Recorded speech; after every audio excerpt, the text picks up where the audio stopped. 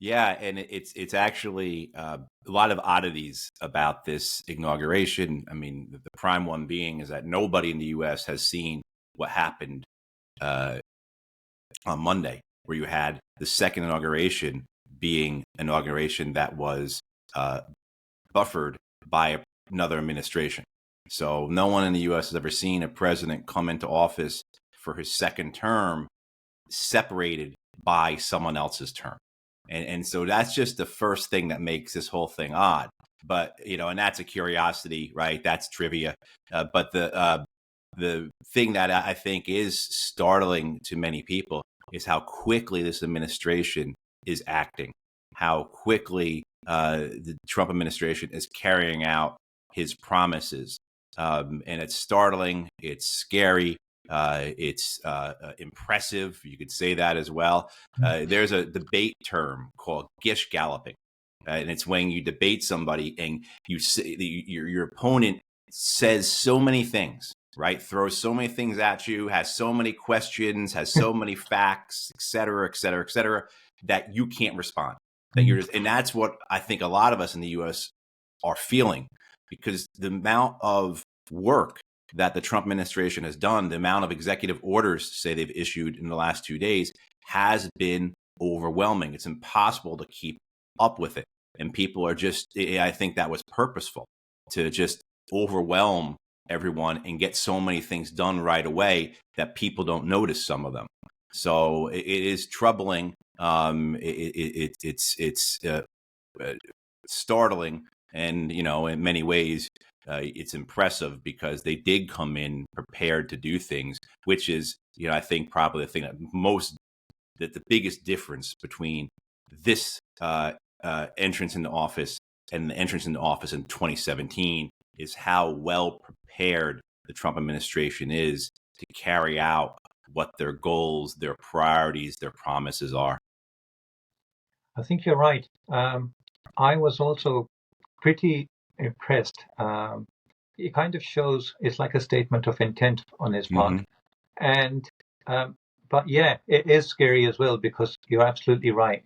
There's barely any chance to figure out what the hell's going on, and Right. in that kind of chaos, a lot of things can be slipped in without due kind of debate or um, checks. Right.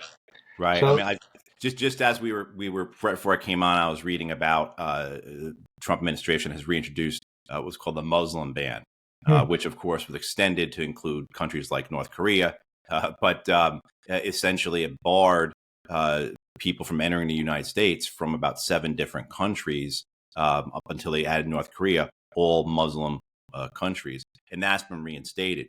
But the significant thing about that, besides its reinstatement, of course, is how things have been added to that. So not only yes, is it going to bar entrance to people from Iraq, Syria, Yemen, other places, but it's also giving the authority to remove people from the United States who are from those countries. yes. So you see, it's not even. It's so it is. They're taking things beyond what they did in their first term. So certainly, phrase you hear all the time. What lessons were learned? I think the Trump administration clearly did a very good job of looking at what lessons can we learn from our first time around and do better. And they're very competent. They're very capable. And that makes them extremely dangerous. We can laugh at them, we can mock them, we can ridicule them for many of their statements, how they act, their false Christianity, things like that. But we have to understand and appreciate that they are competent and they are capable and they are demonstrating an ability to get things done and doing so in a very rapid manner.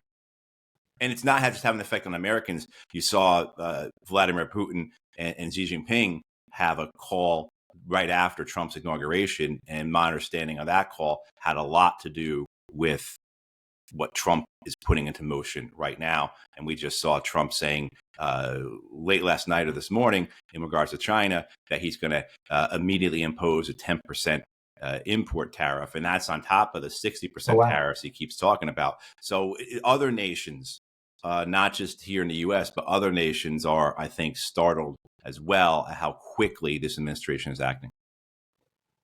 I didn't know so the tariffs have started, have they?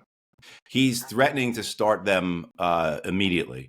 Wow. So the comments on the 10% tariff, which is separate, which is a new thing I had not heard until this morning, separate from the 60% tariff on Chinese goods that he's been talking about, for his whole for years now. But this is an import tax, as he called it, that would begin immediately, as he said to the reporters yesterday, begin next week. But we've seen this as well, where he's talked about implementing tariffs on February 1st, including towards Canada and Mexico.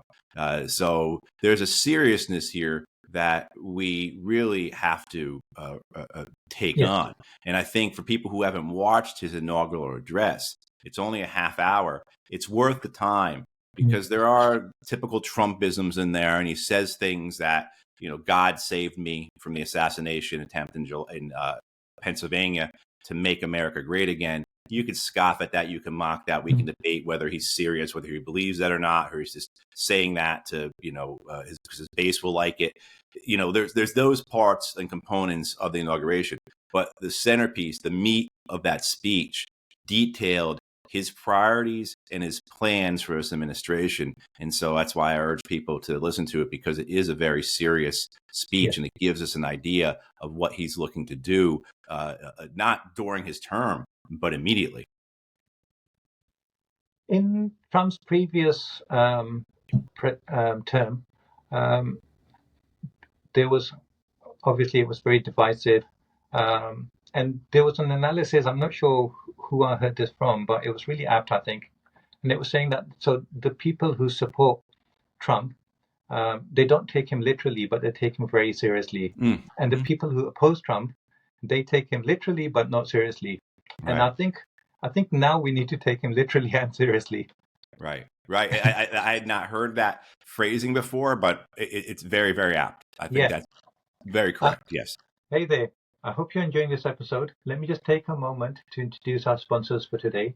This episode is kindly being sponsored by the Worldwide Listings Company Limited, or WLC for short. WLC is a complete A to Z Amazon account management service.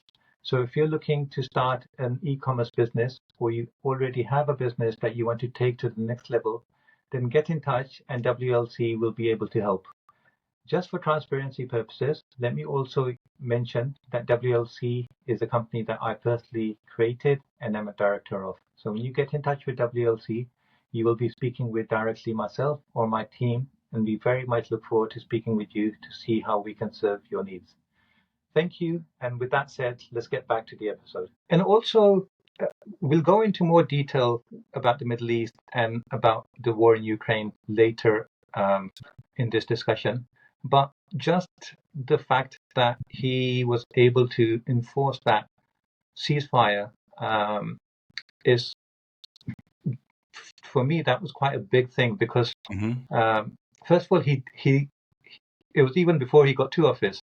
And previously he had said that he can stop the Ukraine war with one phone call, and people kind of laughing about that. But just seeing that, that was pretty impressive. But it also shows that he's not ideologically committed to a lot of things that the previous administrations were. It doesn't mean that in some ways he is like more has greater kind of good in mind for the whole world. Right. Trump wants what's good for Trump, or maybe what's good for America, if you listen to him. But he's not committed to the ideological kind of motives that previous governments were. So also this peace deal that has been not peace deal, but the ceasefire that has been negotiated is exactly the same that was there from like 13 months ago. So in some ways, because it didn't get imposed before, we have to think that the previous government has blood on their hand. They could have done this. Right. It certainly they could have, and you're right. Sheikh Al Tahani, the Qatari prime minister, said exactly that. This is the deal we had in December of 23. Yes. And then in May, end of May of December 23, and then end of May of 24, the Biden administration essentially put that plan forward again, changed a few things maybe, but is essentially the same plan as you were saying. And then July 2nd, Hamas agreed to it, Yes. let alone what could have occurred prior to that, because the Americans don't really do anything about negotiations until the spring of 24.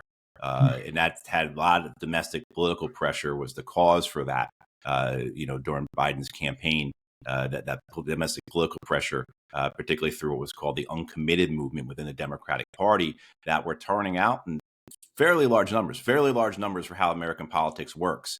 Enough that what you had was you had the Biden administration not saying the word ceasefire at all until March of 2023, and then no real active attempts to do anything about it until a couple months afterwards, essentially. So yes, the blood on the hands is there, for their role in allowing this to go on when the Americans have complete and total leverage over the Israelis in this situation. And the Israelis have said this over and over again. Now, the issue then becomes, well, the Israelis have leverage over the Americans in the American political system, because the American political system is, put it bluntly, a legalized bribery system. So just as industries in the U.S. control our pharmaceutical and healthcare policies, our banking and finance policies, of course, you have the military-industrial complex. You have an Israeli lobby in the United States that exerts enormous control, not just influence, but control over the U.S.'s Middle Eastern policy. So that had a lot to do with it as well. But certainly the role of the United States, in the role of the Biden administration in the genocide, essentially the only thing the United States didn't do to take part in the genocide was to drop bombs themselves. Everything else, so Israel's genocide of the Palestinians in Gaza is essentially America's genocide as well. And as we see, and we'll see what occurs. I'm not certain what the Israelis are going to do next. They certainly have launched large-scale operations in the West Bank. That, of course, is in preparation for the annexation, which is the Israeli main goal. So Israel's priorities have always been the annexation of the West Bank. The West Bank has always been the jewel for them. Everything else, including the horrible slaughter, the massacre, the genocide in Gaza, have all been essentially a supporting effort to prepare Israel to annex the West Bank, and that includes their operations in Lebanon, Syria, conflict with Iran, etc. So what the Israelis do, I'm not certain, because they can't do both. They can't resume the genocide in Gaza at the level they were carrying it out and carry out the annexation of the West Bank. So we'll see. And that had to have been a part of the discussions between Steve Witkoff, who was Trump's envoy, who was giving the credit for getting this deal through. So that had to be the part of the discussion between Witkoff and the Israelis over what comes next. And you've certainly seen enough sources, both American and Israelis, who say, yes, the Americans gave us a green light to resume our operations in Gaza whenever we like, as well as we know from a lot of reporting that the Trump administration will be supportive of the Israeli annexation of the West Bank. So again, what the Israelis choose to do, I'm not certain, but this is the point where we're at. Certainly the use of, if people watch the inaugural address from Donald Trump in the Capitol building, in the Rotunda, as it's called, there is little mention of Israel and Palestine. He kind of goes right over it, 2 or 3 sentences maybe. He spends more time talking about Panama than he does Israel or Palestine. And, for those of us who were watching at the time, we were shocked by that, because we assumed he would be taking credit for this hostage deal, as it's called here in the United States, right? He would be the one who'd stand there and say, I'm the one who got the hostages back to their family in Israel, right? And he really didn't do that in his inaugural address. But later in the day, when they had a big event inside an arena in Washington, D.C. called the Capital One Arena, that was the centerpiece of that event. They brought American families who have hostages being held in Gaza onto the stage with Trump. They have big yellow scarves around, the yellow scarves representing, of course, bring them home. They were holding photos of hostages. Steve Witkoff, Trump's envoy, spoke about 15 minutes, and then Trump, after he shook hands and after all the hostages' families thanked him for what he had done, gave a speech with the hostages' families as the backdrop. Of course, no reference whatsoever about the Palestinians, about what they have endured, the suffering of all of that, as well as, of course, no mention of the realities of the conflict, the occupation, the apartheid, the decades and decades of ethnic cleansing.